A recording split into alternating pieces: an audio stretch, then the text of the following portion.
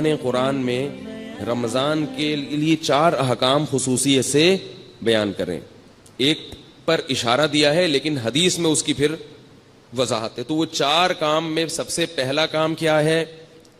بولو بھائی، روزہ. اس میں تو آپشن ہے ہی نہیں، وہ تو رکھنا ہی رکھنا ہے. دوسرا کام اللہ نے رمضان میں جس کا خصوصیت سے ذکر کیا ہے وہ ہے تلاوت قرآن. رمضان کا اور قرآن کا آپس کا بہت گہرا جوڑ ہے.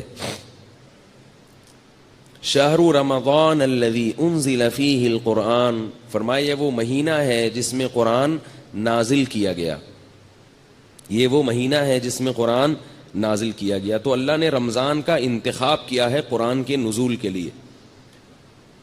اسی وجہ سے رسول اللہ صلی اللہ علیہ وسلم نے اس مہینے میں تراویح کو مشروع کیا، تراویح کو، تاکہ اس میں قرآن پڑھا جا سکے. بعض جو متجددین کہہ رہے ہیں نا کہ تراویح کا نبی سے کوئی ثبوت نہیں ملتا، یہ جھوٹ ہے، غلط بات ہے 100%. تراویح سب سے پہلے کس نے پڑھی ہے؟ محمد صلی اللہ علیہ وسلم نے. 3 دن پڑھ کے چھوڑ اس لیے دی کہ فرض نہ ہو جائے. پھر صحابہ نے ابو بکر کے دور میں ہی شروع کر دی تراویح، حضرت عمر کے دور میں نہیں شروع ہوئی ہے، یاد رکھو. صحابہ پھر پڑھتے رہے ہیں، نبی کے انتقال کے بعد بھی پڑھتے رہے ہیں، کیونکہ اب فرضیت کا امکان ختم ہو گیا تھا. حضرت عمر نے صرف اتنا کیا ہے کہ مختلف ٹولیوں میں جو پڑھ رہے تھے ان کو ایک امام پہ جمع کیا ہے، کیونکہ نبی نے جو پڑھائی تھی وہ نبی نے، آپ اکیلے امام تھے اور باقی سب لوگ مقتدی تھے. تو حضرت عمر نے ان کو نبی کے نہج پہ اس تراویح کو حضرت عمر لے کر آئے ہیں. اس پہ تو 2 کام میں نے بتا دیے. دوسرا کام کیا ہے؟ تلاوت. اور اسی کے لیے نبی صلی اللہ علیہ وسلم نے تراویح کو مشروع قرار دیا. پھر آپ صلی اللہ علیہ وسلم حضرت جبریل کے ساتھ رمضان میں قرآن کا دور کیا کرتے تھے. تو اس لیے رمضان میں رات کو تراویح بھی پڑھنی چاہیے اور دن میں بھی تلاوت کا اہتمام کرنا چاہیے.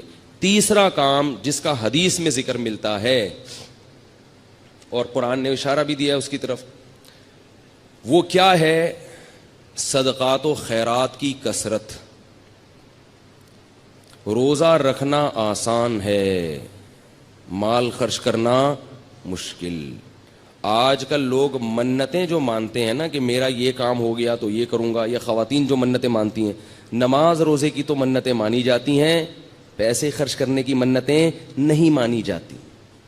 دکھتی رگ پہ ہاتھ رکھا کہ میں نہیں رکھا؟ میں نے پیسے خرچ کرنے کی منتیں نہیں مانی. پیسوں سے ہمیں بہت محبت ہے، اور اللہ نے جہاں نماز کا ذکر کیا وہاں مال خرچ کرنے کا ذکر ساتھ ساتھ کیا. جس سے پتہ چلتا ہے کہ اللہ کو کنجوس نمازی پسند نہیں ہے. تو ہم اس نوٹ سے دل نہ لگائیں، اس پراپرٹی سے دل نہ لگائیں، رکھیں، مگر ساتھ ساتھ اللہ کی راہ میں خرچ بھی کیا کریں.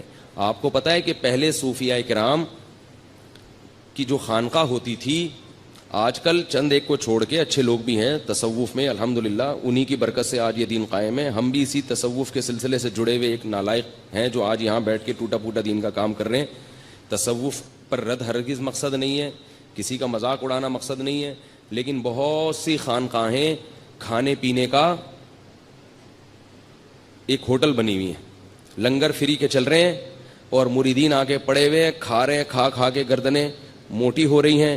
جب ان سے پوچھا جائے کہ تم یہاں کیوں پڑے ہوئے ہو تو کہتے ہیں ہم اصلاح کرنے کے لیے آئے ہوئے ہیں. ہم کیوں آئے ہوئے ہیں؟ اصلاح کرنے.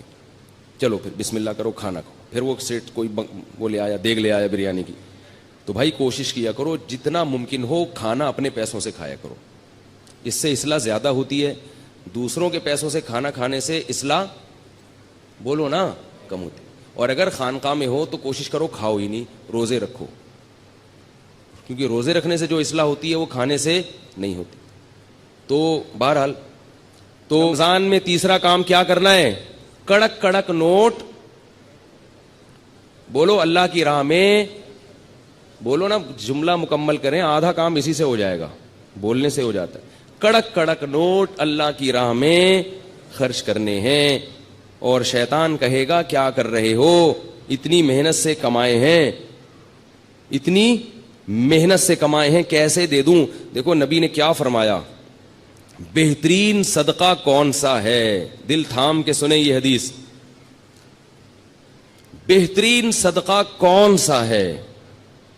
فرمایا تأمل الغنا وتخشى الفقر، وہ صدقہ کہ رقم خرچ کرنے کے وقت تمہیں یہ خیال ہو کہ اگر میں نے یہ پیسے خرچ نہیں کیے تو ان پیسوں سے مزید پیسہ بنا سکتا ہوں، ان پیسوں سے مزید پیسہ بنا سکتا ہوں. تأمل الغنا، امید ہے غنا کی کہ یار یہ اگر میں نے روک لیا نا تو ایسے مواقع آئیں گے جن میں انویسٹ کر کے نوٹ پہ نوٹ چھاپ لوں گا، تو اس پیسے سے انسان کو زیادہ محبت ہوتی ہے. دوسری چیز اس میں یہ ہو تخشى الفقر، اگر ابھی خرچ کیا تو موجودہ حالت سے نیچے بھی آ سکتا ہوں. صرف امیدیں نہیں ہیں، خطرات بھی ہیں. تأمل الغنا وتخشى الفقر، اور فرمایا ان تکون صحیحا شحیحا، صحت مند بھی ہو، ورنہ بعض دفعہ بڑھاپے میں انسان خوب صدقات و خیرات شروع کرتا ہے، اس کو پتا ہے اب میں دنیا سے جا رہا ہوں، یہ پیسہ میرے کام نہیں آئے گا، بچوں سے بنتی نہیں ہے، ان کو محروم کرنا ہے، تو یہ فلانے مدرسے میں دے دو اور فلاں مسجد میں دے دو. صحیح کا مطلب بالکل جوان ہٹا کٹا، ابھی کھانے پینے کی، لائف کو انجوائے کرنے کی عمر ہے. یہ میں نہیں کہہ رہا بھائی، مجھ پہ کیوں غصے ہو رہے ہیں؟ میں تھوڑی کہہ رہا ہوں، یہ کون کہہ رہا ہے؟ رسول اللہ، اللہ کے سفیر جو دنیا میں اللہ کا پیغام لے کر آئے تھے. صحیحاً، صحت مند، ہٹا کٹا. اور آج تو بڑھاپے میں نہیں کرتے، پاؤں قبر میں لٹکے ہوئے ہوتے ہیں، پھر بھی میرا پیسہ میرا پیسہ میرا پیسہ. لیکن جوانی میں کرنا اور مشکل ہے. ان تکون صحیحاً، 4 شرطیں. دوسرا شحیحاً، شحیح، طبیعت میں کیا ہو؟ بخل ہو، جان نکل رہی ہو روکڑا، یعنی اپنی طبیعت بھی نہ آمادہ ہو رہی ہو. بعض دفعہ انسان میں ساری صفات ہوتی ہیں اور دل خرچ کر رہا ہوتا ہے اڑانے کا، ویسے ہی شو مارنے کے لیے، یا ویسے ہی کبھی کبھار موڈ اچھا ہوتا ہے نا انسان کا، آدمی کھلا دیتا ہے، بعد میں کہتا ہے یار یہ میں نے کیا کر دیا، اس دن میں نے اتنا پبلک کو اتنا کھلا دیا یار میں تو مقروض ہو گیا. لیکن اس وقت جوش آیا ہوا تھا.